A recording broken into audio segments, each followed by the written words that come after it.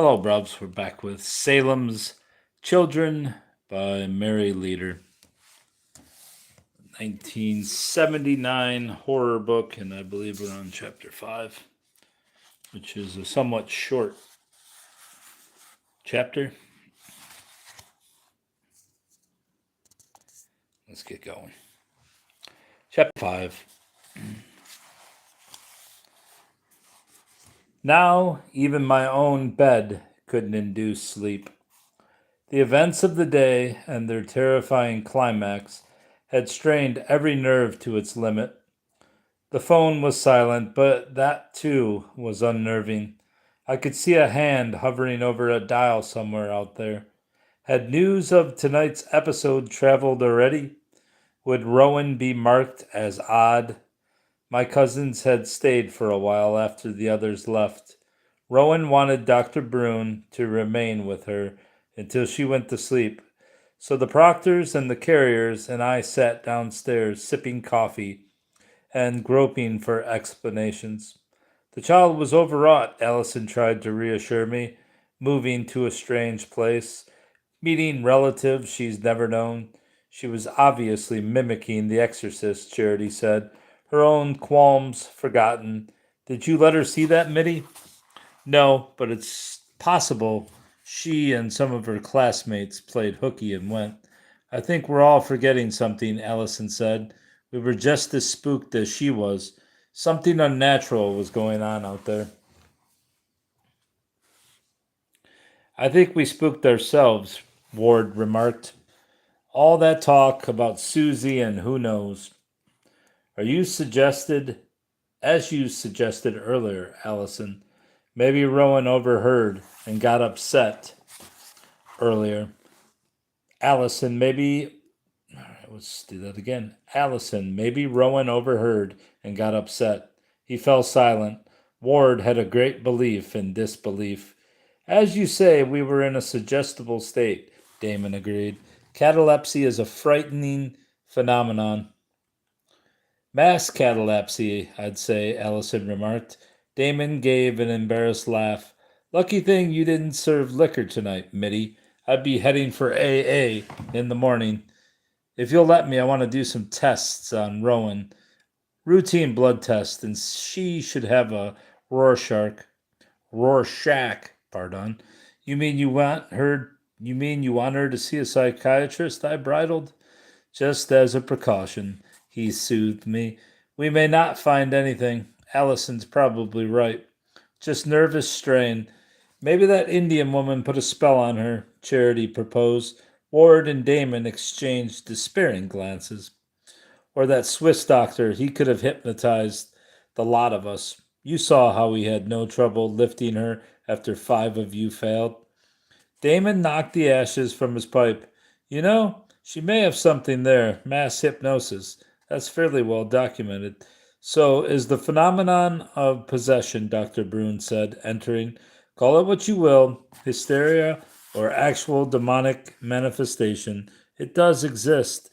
She fell asleep almost immediately, he added, answering answering answering my unspoken question. Osterich has written about possession, Damon conceded, and there are many Catholic treatises on the subject, but I consider those highly unreliable. Catholics love their myths. Dr. Brune smiled slightly. Would you accept the worst of Cotton Mather, that most dedicated of Protestant Puritans? He wrote in his memorable Providences about 4 children in Boston who were bewitched by an Irish washerwoman. He and his wife took the oldest child, Martha, into their home to pray for her deliverance. Strange thing, he continued. Rowan's symptoms tonight were nearly identical. The imaginary horse, the contortions, her hands and feet fastened together, the impalement to the ground, the voices, the swelling in her throat. Cotton Mather records all of those manifestations. Superstitious hogwash, Damon said. That old buzzard Mather was a witch hunter. Naturally, he'd lie to make himself look good. Mather was hardly an old buzzard. He was in his 20s at the time, and I don't believe he was lying, Dr. Brune said mildly. I've treated similar cases. One in Zurich involved a young man who suffered seizures in which he became violent and would babble in Arabic, a language of which he had no knowledge. Damon rose and took his wife by the arm. Let's go, he rasped. I'd forgotten we have a writer here who will apparently go to any length for sensationalism, even if he has to recreate The Exorcist. Dr. Brune gave him a puzzled look. Exorcist? What is that, a book? Now, as I lay on my bed, I wondered what had made Rowan take Cariad and run away. Maybe Ward had the right idea. I certainly hoped she wasn't taking revenge on me. Had something frightened her? Had someone lured her out? Dr. Brune, Lucian? Upset by my suspicions, I climbed out of bed and grabbed my robe, intending to get some fresh air and determined. Come on, camera. Come on, camera. They give you a notice here if you even slightly tilt the phone, it gives a notice that it's out of whack. Upset by my suspicions, I climbed out of bed and grabbed my robe, intending to get some fresh air and determined to shake the anxiety that gripped me. Two figures stood in the country mist between the Phoenix and Dana's house, and as I approached, I heard Dana's distinct tones. Anyway, she was saying, it's not respectable to be possessed in Peacehaven. The people here have been trying too long to prove their ancestors weren't witches. Mitty, is anything wrong? No, I replied, joining them. I just couldn't sleep. Dr. Brune led us over the steps to sit down, and I felt a rush of despair. What is the town going to think about Rowan, about what happened tonight? They were too much a part of it this time, he tried to reassure me. You saw 5 men unable to lift her. Yet you did, I observed. Take care they don't label you a wizard, Dr. Brune. Oh, I'm quite certain they have long ago. Did Rowan say anything about why she ran away like that? He shook his head. She was so sleepy I didn't want to question her. Does she ever sleepwalk? I've never known her to. Damon wants to do some tests and send her to a psychiatrist. Do you think it is necessary? I don't think it would be wise for her to take a Rorschach test. My fingernails were stabbing my palms. Would it have to be done right away with moving and all? Everything is so upset. But of course, take your time. We'll watch her closely, and if other things occur, but this may be stress-induced, just an isolated incident. As for blood tests, I hurried on. Rowan had a complete physical just before we left New York. I wanted her own pediatrician to do it. Everything was normal. There are more sophisticated tests, he began. No, I was adamant. I won't have it. I can still see the blood spurting from that little girl's neck in The Exorcist. I won't have Rowan subjected to gruesome tests like that. By themselves, they'd be enough to push a sensitive child over the edge. My nails were inflicting genuine pain now, but my hands refused to unclasp. Dr. Brune laid his hand over my clenched fist. Warmth stole into them, and slowly they relaxed. I agree, Mitty. The best course is to wait and see and try as much as possible to make her forget the whole incident. Not that she'll remember what happened out here. There, she won't. But others will undoubtedly talk to her about it. Why can't this book? I guess I could just break the spine, but I don't want to do that. My tension was easing. You don't really believe in demons, do you? I asked. He touched his eye patch lightly. I owe that to a demon in the Amazon. The kindest, gentlest man you could imagine began to show classic symptoms of possession. Like you, I didn't believe in such things, and I tried to treat him as a psychiatrist and medical man would. I lost an eye. Oh, he lost an eye to a demon. I lost an eye and gained wisdom. So I tried exorcism and the man was cured. Oh well, in primitive cultures, people are easily suggestible, I observed. They only have to know that someone's sticking pins in their image or has put a curse on them and they curl up and die of fright. And those telephone calls you don't get a you don't and those telephone calls you get don't affect you, he asked. Not enough to cause me to be possessed. Yet, if it were to be carried to an extreme, you might not only become fear ridden, but vulnerable to psychic attack. Couldn't this possession thing be a handy excuse for certain kinds of behavior? In some cases, yes, but to all my patients, I stress that we must be responsible for the actions of the entities we choose to harbor, be they angels or demons. In other words, we still have free will. Do you think Rowan has deliberately opened herself up to demonic possession? I can't believe that. She's done it unthinkingly. However, she wasn't alone in it tonight. Rowan was a sounding board for the imperfections in all of us. She's a sensitive child, and I suspect she's still suffering from the trauma of her father's death. More than you know, I thought, as 1,000 questions in my mind clamored to be heard. I have such a strange feeling about Peacehaven, I said.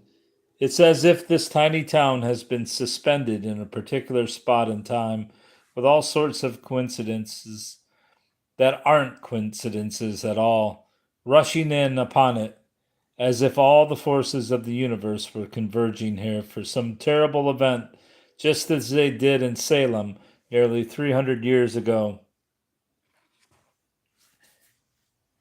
You, Dr. Braun, why are you here? To explore our caves? That may be your reason, but maybe God has another. The same for Greg and Lucian, and perhaps it was all part of the same plans for Aunt Bo to reverse her will, bringing me and my daughter here at this moment, all of us fulfilling one divine or infernal purpose. It's like sitting on the San Andreas Fault waiting for California to drop into the ocean, or Peacehaven to fall into the river, he said. Dana and I sat without talking for some time after Dr. Brune left us. I longed for bed, but was too tired to make the effort to get there. Dana spoke first. Look, the mist is lifting. It was indeed. The old house with its faceted windows was emerging to the rear and west of the parking lot. I became aware of a dull metallic clank against the fenced-in enclosure behind the house. Come, I'll introduce you to Caper, Dana said, reaching out his hand. Oh, the goat, I remembered. How is he, by the way? Fine, except for a wounded ego now his beard is gone. The little goat came trotting out of his pen toward me, reaching out his black head for me to pet. I gingerly held out my hand, and he immediately caught hold of the sleeve of my robe. Caper, behave, Dana commanded. He obeyed, relinquishing my sleeve intact. He's a gentleman, she said, stroking him. A gentleman, that is, which keeps him smelling sweet. He earns his room and board by grazing the dandelions and burdock and other weeds, although I've kept him penned up since he wandered into town and ate one of Elspeth's plum trees. As I put out my hand again, Caper spooked, sliding away toward the back door of the Phoenix. He'd like to be let in for a few minutes, but it's too late now, she explained. You let Caper in the house? I asked, taken aback. Just into the kitchen for a bowl of cereal now and then. Then, seeing the dismay on my face, she added, He's housebroken. About this time, Caper wheeled about and started back toward me. I retreated, envisioning a well-aimed butt, but just as he got to me, he put on the brakes, lowered his head, and rubbed his face against my robe. He was a gentleman. You intrigue me, Dana, I said as we turned back to the house. Tell me about yourself. I know you took wonderful care of Aunt Bo, and you well deserve that, I said, pointing to the old house, which was now hers. In the mercury light, it looked black, but it was really a dark brown. Some people resent her bequest, Dana said. They think it should have stayed in the family. I took her hand. You are family now, Dana. Try to remember that. Please tell me more about yourself. There isn't much to tell. My mother was resented by my father's people, partly because she was a white woman, but more because she was known to have the sight. Winnebagos fear witches, so we left the reservation and came here to live. Father said this land once belonged to his people. They'd held councils here on this bluff. All the more reasons for you to have the house, I said. Father took odd jobs but never did prosper. Then, after my mother died, your Aunt Bo took us in. She gave my father a steady job and let him build a little cabin back in the woods. When he died, she sent me to college to study teaching and nursing, after which I returned to the reservation to help my people. I married a Winnebago man. Wait, but he died young and we had no children. I continued to teach for many years until one of my students died suddenly. Then the gray haired woman of the tribe remembered my mother, and they accused me of being a witch and stealing the child's unused years so I might live longer. I didn't blame them. I knew this had happened so that I could go to your aunt and say, Aunt Bo, for that is what I called her too. I am no longer of any use to my people, so let me stay with you. You see, I couldn't tell her she wasn't able to take care of herself anymore. She had to feel she was taking care of me. No wonder Aunt Bo loved you so much, Dana, I said softly. Thank you for that, Mitty. Now at last I feel the house is really mine. She spoke with pride, and I followed her gaze over to the house Joshua Martin had built. It loomed tall and forbidding with its high, narrow gables. Why am I bleeding? All right, all right.